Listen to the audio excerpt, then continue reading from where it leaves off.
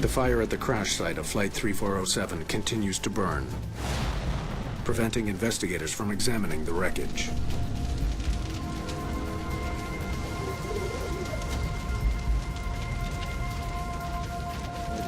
That's where I think the box. The airplane had crashed into a house, and then it had burned all night long, so all the debris was basically in the house. Our concern is that we're losing evidence. It's perishable, and if we can't get in there and get the fire out, then we're not able to maybe get a hold of evidence that might help us during the investigation. Clint Crookshanks urgently needs to recover the black box flight recorders, which could contain valuable clues about the accident. We knew that the recorders were in the tail part of the airplane. Ordinarily, investigators don't go near a crash site that's still burning. But if the black boxes can't be rescued, they may never find out what brought down Flight 3407. We started looking around and poking around into the wreckage and actually found out where they were.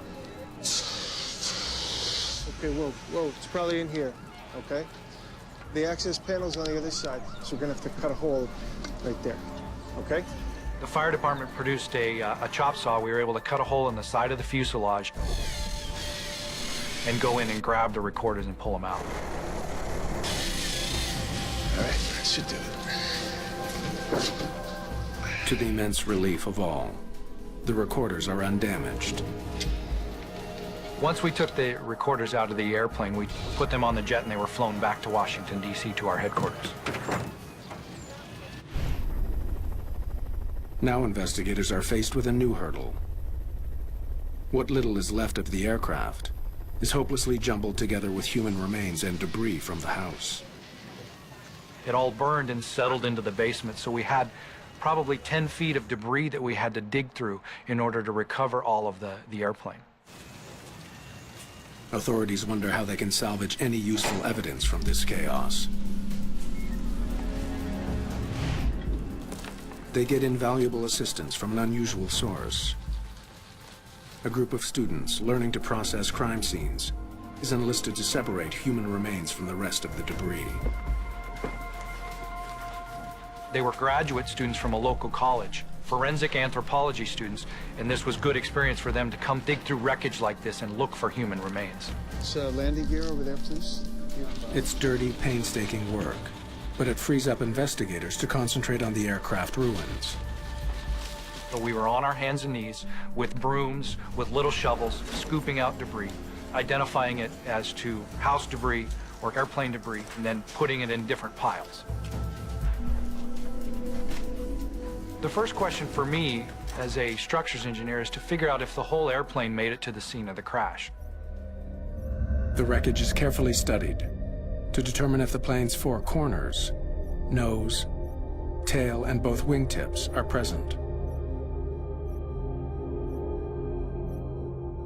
If we find all four corners of the airplane, then we know that there was no in-flight breakup. There was nothing that departed the airplane during the flight that may have caused the accident.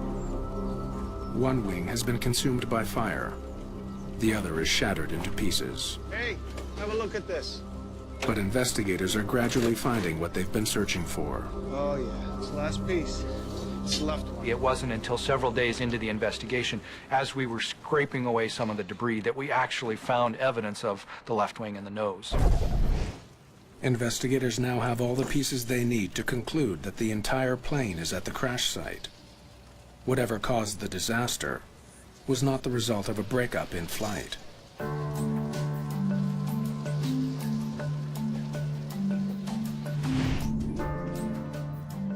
The tragedy of Flight 3407 is under intense scrutiny at the NTSB offices in Washington.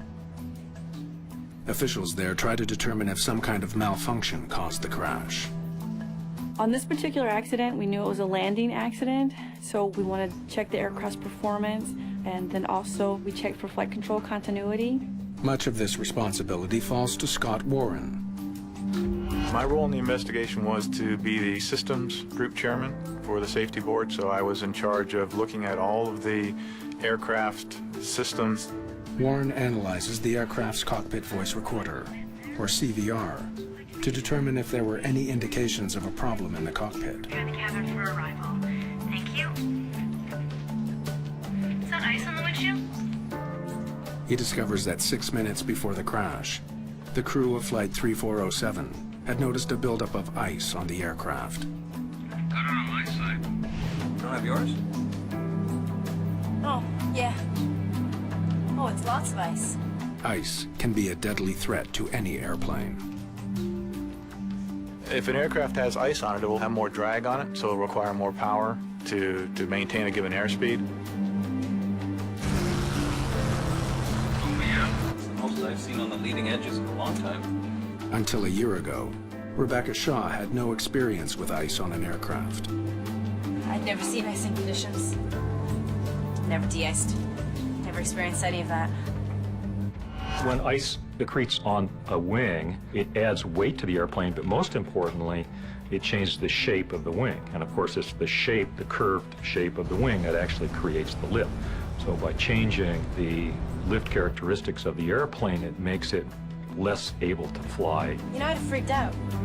Like, I'd have seen this much ice and thought, oh my gosh, we were gonna crash.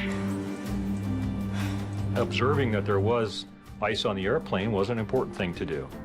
But then it would be important to turn around and verify that your anti-ice and de-ice equipment was on, and there was no indication on the voice recorder that they actually rechecked. Flaps 15. The CVR reveals that only minutes after the crew detected ice, a device called the stick shaker went off. It was a warning that the plane was about to stall, literally to fall out of the sky. Shortly afterwards, the aircraft did precisely that.